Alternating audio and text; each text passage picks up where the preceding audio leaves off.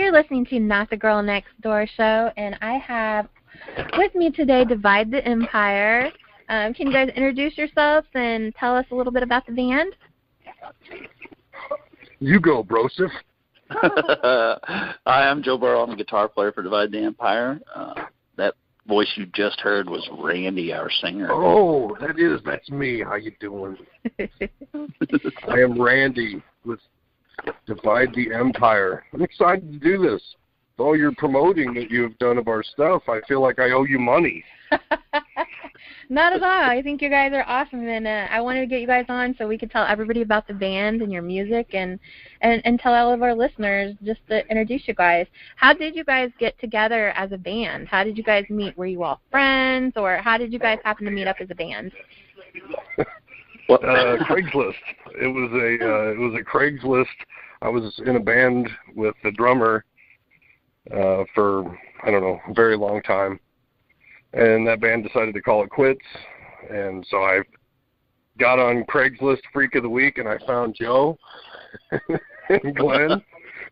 And they started the joy of technology. You know, they started sending me tracks, and I would freestyle vocal melodies to it and lyrics, or even some out of some old books I had. And things started kind of popping together. And the next thing you know, I was driving 30 miles every Friday to jam with these guys until we wrote a record. If you listen to the song 740 off our first record, the 740 is actually the storage unit it's the number of the storage unit we used to practice in. And yeah, like, you ever seen Storage Wars? Yes. Yeah, like we practiced in one of those while people would come through and like get their crap. You know, so we would just like pull the door down and like try to be quiet while people were getting their stuff, and as soon as they walked out, it was like, all right, game on. Well, we sent Randy, Glenn and I sent Randy that song, and we'd send it to 1 million people, you know, and just got nothing back. You know, a bunch of guys that somebody at karaoke one night told them they were amazing singers, kept responding, you know, and we pretty much gave up. And then out of the blue, we get this message from Randy, and he said, you know, he'd like to give it a shot. So we sent him this song, and 2 days later he sends us it's not the same recording that you hear on that record, but I mean, he was done. I mean, the vocals were done, and we were just like, oh my God, who is this guy? You know, just like you did when you heard his voice, you know, it's just like, wow. We fell in love with the little fella. Oh, I'm going to cry. So how long have you guys been together? Well, Facebook says, I think, 7 years, so I'm going to go off Facebook. Okay. It's like the Bible nowadays, right? Some people it is, yes. We heard from Randy in November of 2011, I think. Yep, sounds right. Sounds right. It's been fun, though, hanging out with these guys. Whatever. We've got to do some cool stage stuff. We've got to meet some cool people. We got to play with Great White, like the real Jack Russell's Great White, you know. Right. So that was just amazing. Super cool. He's a cool dude. Yeah. I didn't realize how tiny he was. I like that. Super cool to see a guy with a real big voice and they're real tiny. You know, so it's just like, wow, you're a legend and you're so small. That's cool. He wouldn't let me hug him, though. What did he do? No, he just took a weird picture with me. I look super awkward in the picture, and I don't even want to show people. You know, like, hey, I met Jack Russell. You're like, yeah, well, I'll just tell you I did, because I look like I'm too pasty in that picture. But he just stepped off the tour bus right then, and he kind of looked like a homeless guy. So yeah, and I'm just like, hey, can I get a picture with you? I was all dorky. Oh, well. Now, how did you guys come up with the name Divide the Empire? Star Wars. We let's see. We had methodology. We all would every week we'd pick like 5 names. Yeah, big word alert. And then we'd bring it to practice, and then basically we'd all disagree and get in an argument. Yeah. And then finally, I think we just wore down. And finally, somebody said divide the empire. I think we had empire and divide something else. And then we just said, you know what, divide the empire. Hey, and everybody perked up, and that's been it since then. But we were a little heavier then, though, too. So what changed your sound?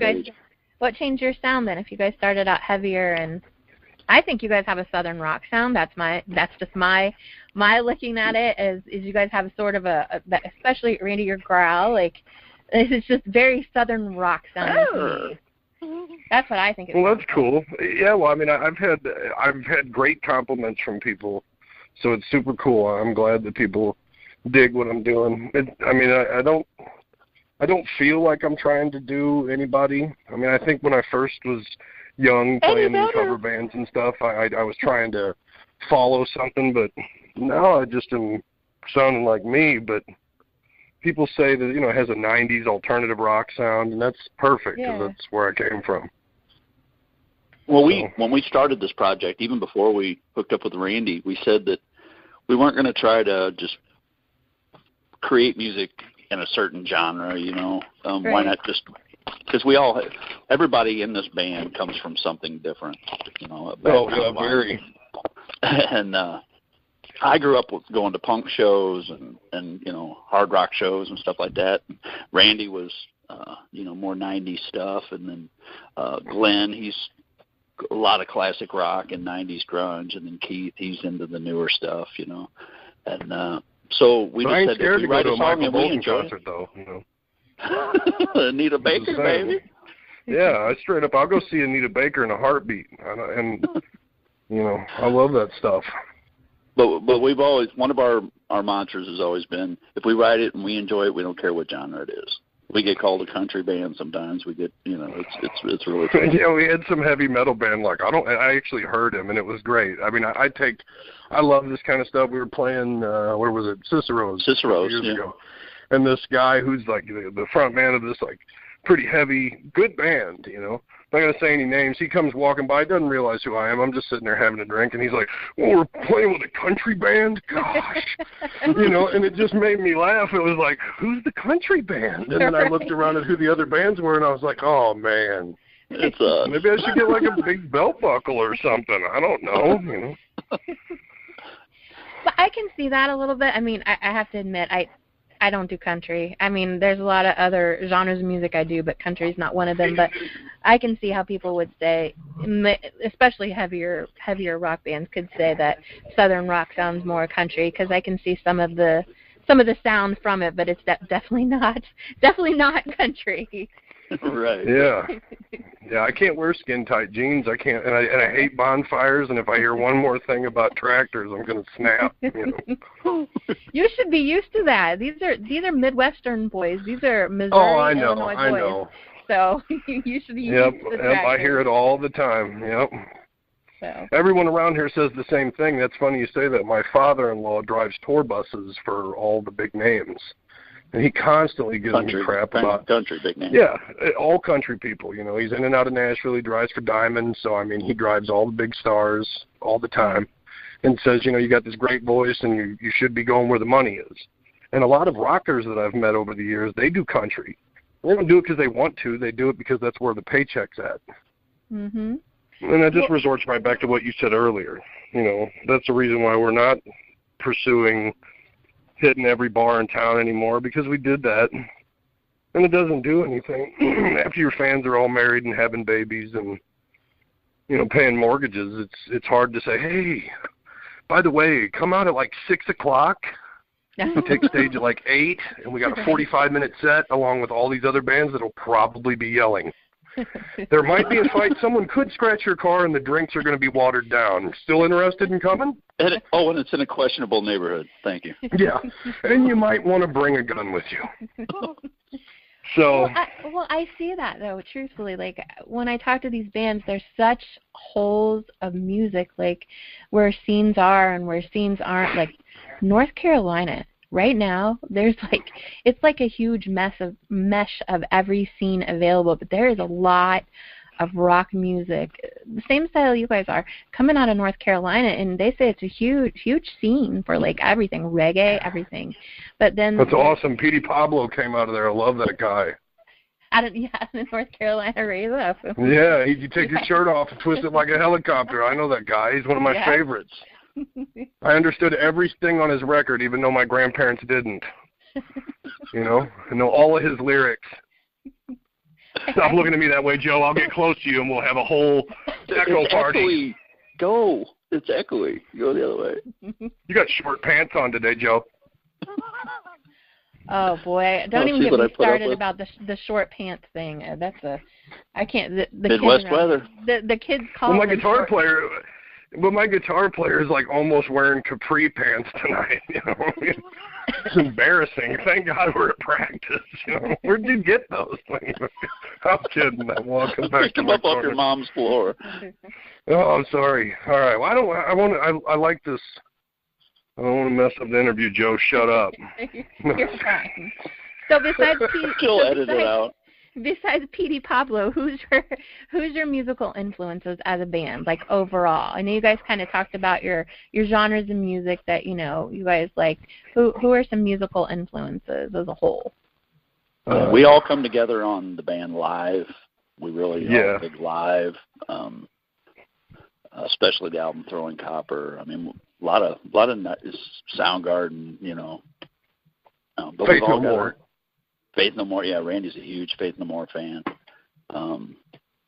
Yeah, I mean, it varies. You name it, we're into it, really. Yeah, but I mean, most people have came up and said that we remind them, like when they see us, that we remind them of the band live.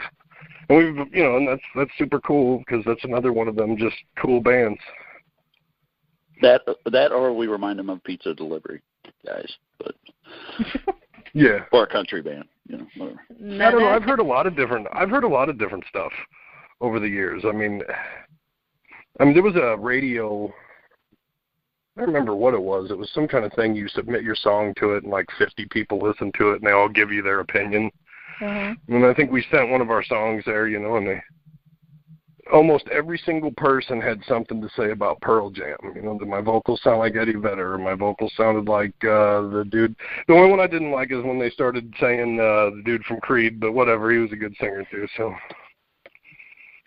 hey, I like Creed. They're all right. No, their lead singer is kind of a little bit much, but I would say you guys haven't mentioned who I thought, and I even saw a cover after I even thought this about it, was Seven Mary 3. I was a huge Seven Mary 3 fan, and I hear a lot of the same vocal similarities as the lead singer of Seven Mary 3, especially when I saw you guys do that cover.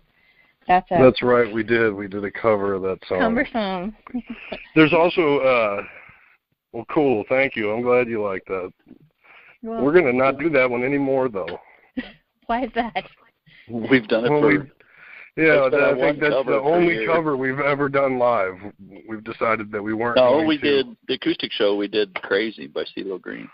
Oh yeah, that's right. We also do there's a video out there somewhere of us doing an acoustic version of "Crazy" by CeeLo Green, Gnarls Barkley, whatever the hell you want to call him. What do you guys think about all these bands coming out with covers and redoing covers? That's a big topic on Rock Rage Radio. It's like split down the middle of these huge bands, and they're going back and doing these covers from the 90s. And what do you guys think about cover songs? I think it's great that they pay homage, or however you'd like to say it, to influences. But then when that becomes your gig, you might as well just be. I mean, like Five Finger Death Punch, their version of Bad Company, man, that gives me chills. I love that. But then now they did a great job. It's like they cashed the checks from that. So hey, let's just keep doing that. So now I think they're a cover band now, aren't they? it's I'm a little overwhelmed with all the covers that everybody's doing. It's a little much for me. I'm not a huge fan of covers. It seems like if you're lower or mid level and you do a cover at a live show, everybody loves it. If you throw it on a record or something, they call it chancy, taking a chance or something like that. But there's been there's a local band. I ain't gonna say their name, but they did a cover years ago, and their cover kind of got them known, and then that's where it died. And I see that more often than not. Mm-hmm. Everybody hears that cover on the radio, and they're like, "Oh yeah, these guys are great." And then they go listen to their stuff, and it doesn't sound anything like that. Yep. Everybody kind of walks away, Yep, definitely. Well, Bad Wolves, I mean, I like Bad Wolves anyway, but Bad Wolves did a zombie cover, and it just shot up, went to the top. with zombies. So, and most of the people that jumped on the bandwagon didn't really even know anything about Bad Wolves, and I don't know where it'll go from there. But I think they'll be popular anyway because they're a pretty huge band. Yeah. Well, what band were you gonna? Not even you didn't even have to say a local band. What was the band? Keith, what was it? Ataris. They did that. They did that Boys of Summer, which was, it was just as good as the Don Henley version. But if you notice, where the hell are the Ataris now? Mm-hmm. They're off with the Nintendos somewhere, not doing anything anymore because Xbox. My only thing about covers is they're good like when you first go to bed because the sheets are cold, but then like in somewhere in the middle of the night you got to kick them all off because you're like, I can't take this anymore. So I'm not a real big fan of covers. I really am not a big fan of covers all the time. I think they serve their purpose for the moment, and that's about it. Yeah, I agree. So Angel, let us interview you for a second.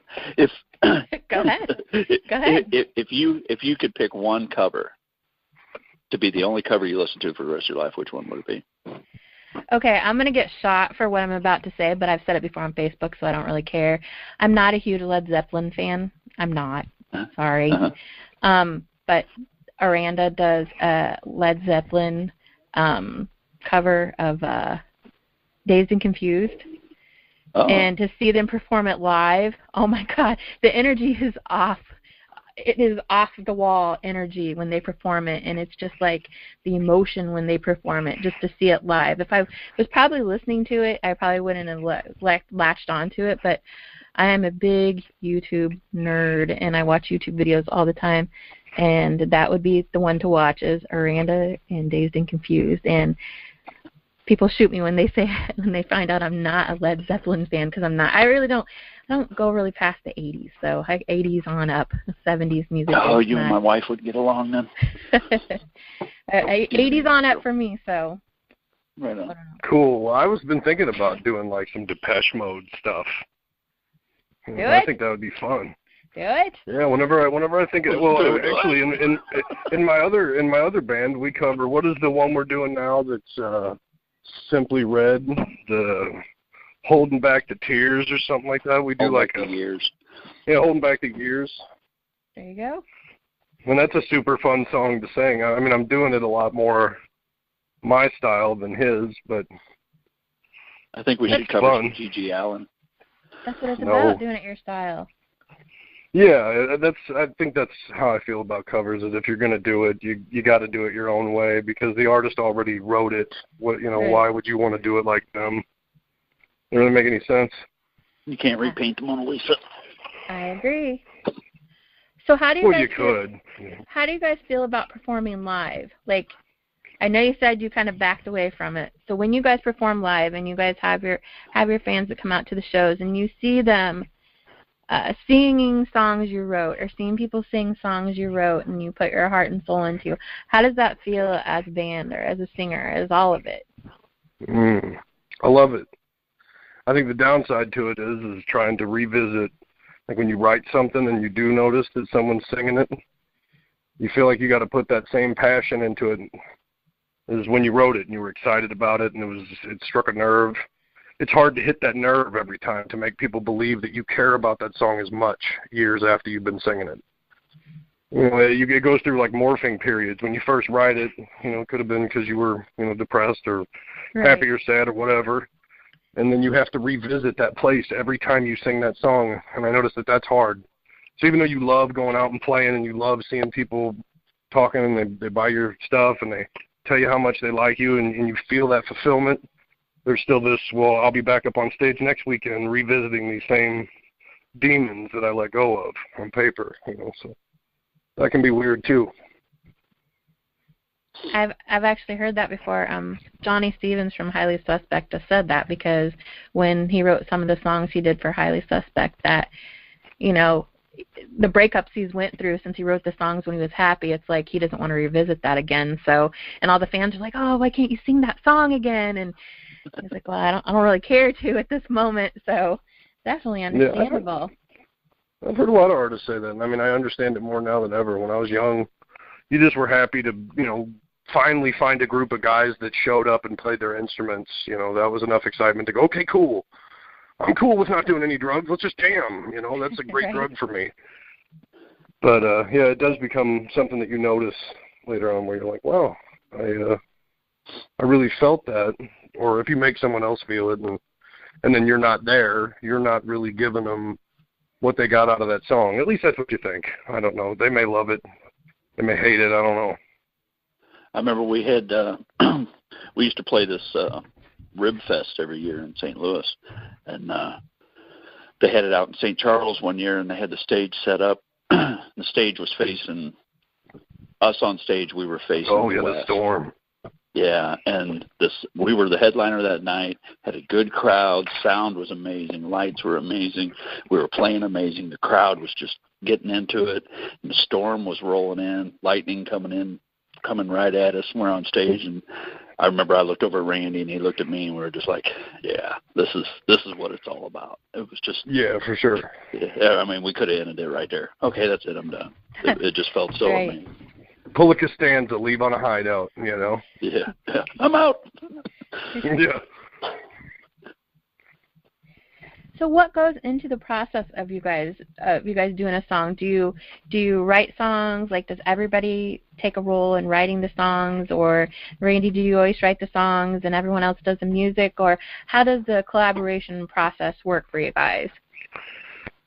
I think it's a pretty big switch between Joe and I. We're both very different guitar players, so he'll come to me with a riff.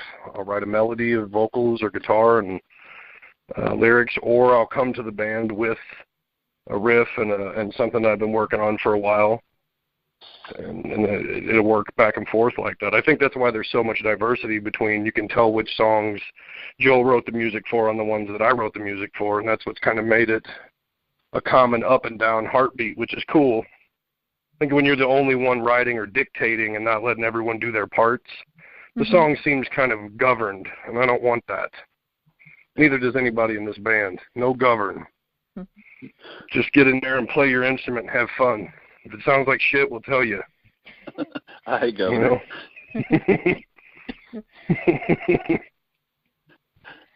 So then let's talk about the Carnival Ride video, because that's actually the first song that I heard. And let's talk about the song and what it's about, what you guys intended it to be. And let's talk about a little bit about the video and what the video is really about. All right. You got it? Well, what do you want to, I mean, what would you like to know about the video? What stood out to you the most?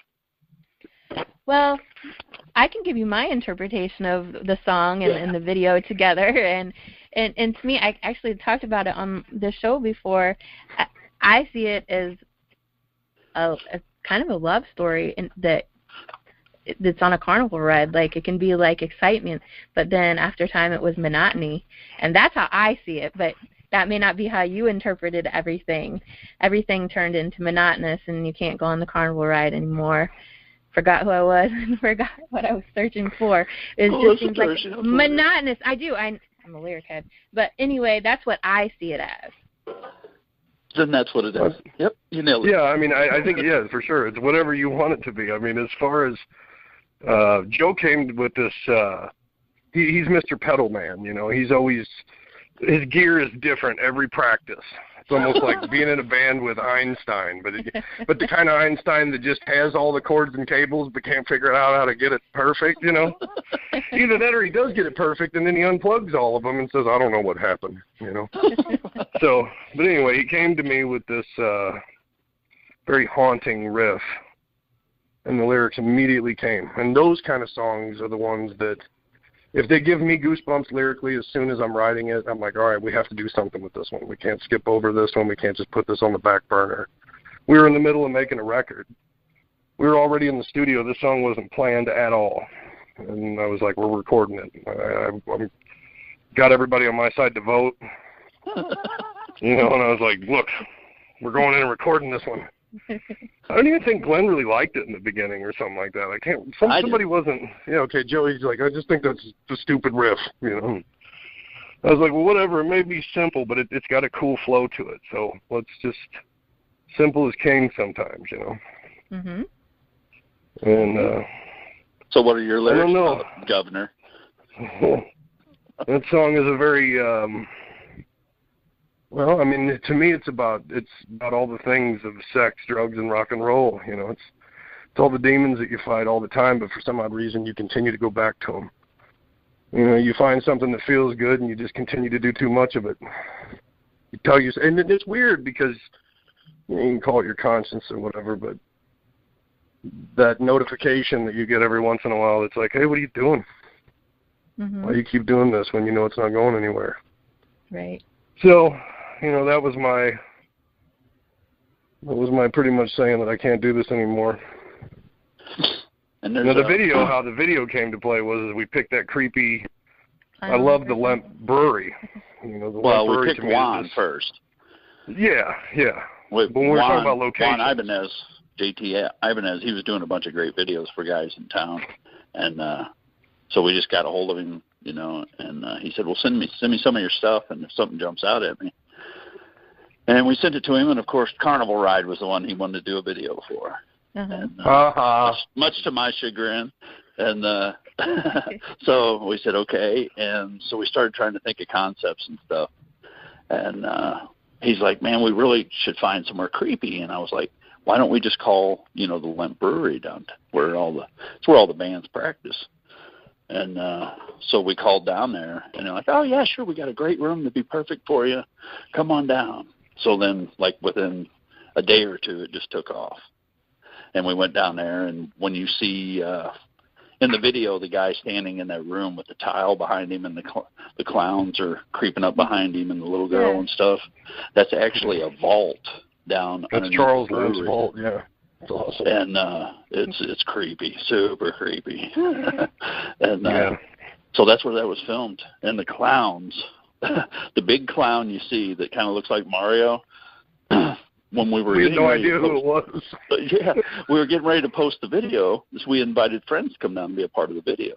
And we had the masks or whatever, you know. And so we get done, and I'm doing the credits to put the video up on YouTube. And I'm going, okay, so this is this guy, this actor is this, the little girl is this, and who's the big guy? Everybody's like, I don't know. I thought did you know him? Was he one of your friends? And we're like, who was this guy? So then they got even creepier. We had this big guy in a mask staggering around while we're filming this video. We don't know who he is. And who got 3 McChickens, mind you, you know. Yeah, we did. We got a bunch. Because I bought a whole bag of McChickens and those McDouble things, too. That's horrible to give to the Actors Guild, but what are you going to do? On a budget. But we ended up finding out who he was. So it was a drunk friend of a friend showed up. Oh, my goodness. So it worked. Yeah, I asked my cousin, I said, man, will your niece, you know, she wants to be a little actress and stuff like that. And so I called him up and I said, hey, if I send you a picture of the little girl in the ring, do you think that Ella would want to do that? And they're like, yeah, we'll see. I was like, I'd give her $100.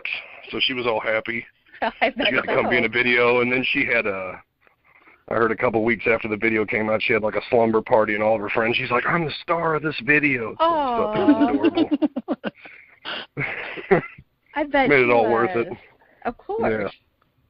Yeah, for sure. So, Joe, if you didn't want Carnival Ride to be the song that you guys made a video for, what did you want? At the time, I wanted Steady Standing. It just had something about it to me. And then we threw it out there and crickets. So shows what I know, you know. I think that's how it goes. That's the cool thing, though. That's the cool thing. You never know. You just never know what's going to... I mean, that Carnival Ride video, just that one video, you've gotten so much exposure and contacts. Bo Hill, I don't know if you've ever heard of Bo Hill.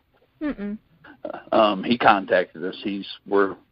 We just finished recording a song called Prescriptions that we're going to be sending to him. He is, you said you're an 80s girl. You remember Rat, right? Yeah.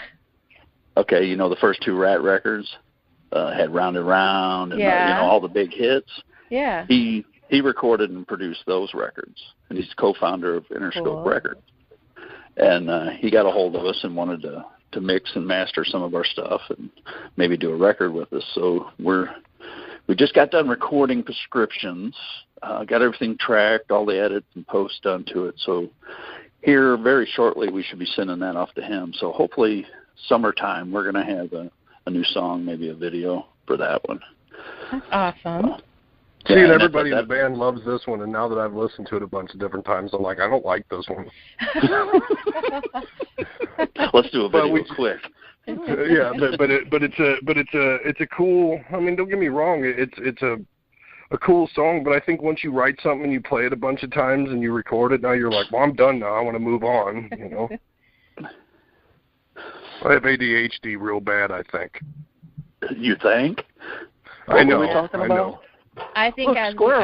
I think as we get older, I think we all feel like that. Like you're doing 100 million things at once, and time takes over, and you got to do this and you got to do that. I think everybody feels like that at one point. At least I do. I don't know.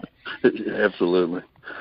Well, we've been thinking about doing living room concerts. So, like, if you want to be one of the people to sign up for that, where we'll just come to your house, you invite friends, and you make us dinner, and like we'll play up to 3.5 hours of material.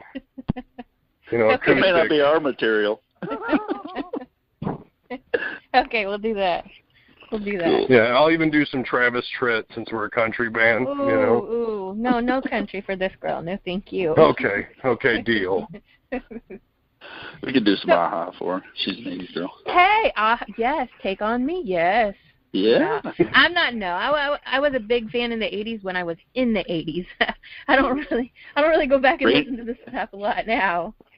Randy can do. You can name a song just about, and Randy can do it as Michael McDonald. Oh. Go ahead. Pick one. Go ahead. Pick one? Yeah, pick one. I don't even know. Yeah. What the? Give me something by "Do the Pot" by Tool as Michael McDonald. Oh, a Tool song with Mikey McDonald. So who are you to wave your finger amongst the bit of your head? I said, above deep in muddy water, it's taking me way down dead. Oh my God. I feel like we're on the Jimmy Fallon show where they play that game with the wheel and they make people do the songs. That's you must hilarious. have been so high. Taking this act on the road. There you go.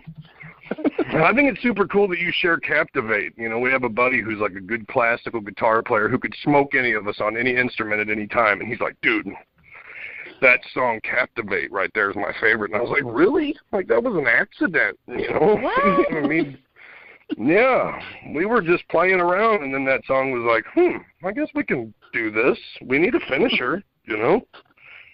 What? Really? Because you know what? I gotta be truthful. Carnival Ride was the standout song, and then like Captivate is actually my favorite now. So no, that has a lot of elements into it. There's a lot of elements. It's not your basic rock song. I mean, because it starts out thinking it's gonna be a slow song, and then there's a lot more to it than that. So yeah, actually. Well, that's awesome. I was super happy to see somebody that was like really picking through and not just picking the one that we were sharing. You know, because I don't know, I guess it gets to a point where you share your music enough, you're like, all right, I'm going to look like an asshole if I keep sharing my own music. Like, I not need somebody. Not at all. Not at all. No, and if you've noticed, other DJs at Rock Rage have picked it up, and they are playing your music too, so. And we thank you for that. You're welcome. Yeah, exactly. You're so, I mean, welcome. I guess send a power bill to us or I don't know, just keep like on a doing small what you credit do. card bill or something, you know. No, just we got to support, though. I mean, what can we do for you? Can you send any rock radio stuff that we could give away at shows or I don't know. We'd have to talk about that. But no, seriously, you guys just keep doing what you do. And, you know, as a fan and as a music supporter, I'll, you know, keep sharing and supporting you guys. So just one more question. What are your plans for the rest of 2018? I know you guys said you have a new video lined up. It's probably going to come out in the summer, a new song. What, any other plans that you guys have for the rest of 2018? Well, we've got somewhere between 6,000 and 4,000 ideas laying around for songs, and we're going to flesh a few of those out, and hopefully we can put together another 6. But from here on out, we're really one thing we're focusing on a lot is we're going to be moving into licensing our music, like I said, for movies, commercials, video games, or whatever. And could you imagine Captivate being the sitcom starter to like the new, like Golden Girls? Sitcom? The Golden Girls, yeah, that would fit. And and we got a festival lined up later in the summer that we do, and just a few more shows here and there. We've got one coming up in Jeff City with our friends in No Wake. We're going to be doing when is that? May 4th. And May the 4th be with you. May the 4th be with you. And then, we're all going to dress like stormtroopers, I think. And, no way. But no way. But, we're just going to do select shows, ones that pique our interest, and really focus on our songwriting for the year and just see what happens. Well, it sounds awesome. You guys have a lot that was of a canned answer, wasn't it? Planned. Well, I'm also putting out a 13-song acoustic record this year, too. Yeah, you got to check out his and Keith's acoustic project, Echo Trace. Oh, you guys, Randy, you have another project too?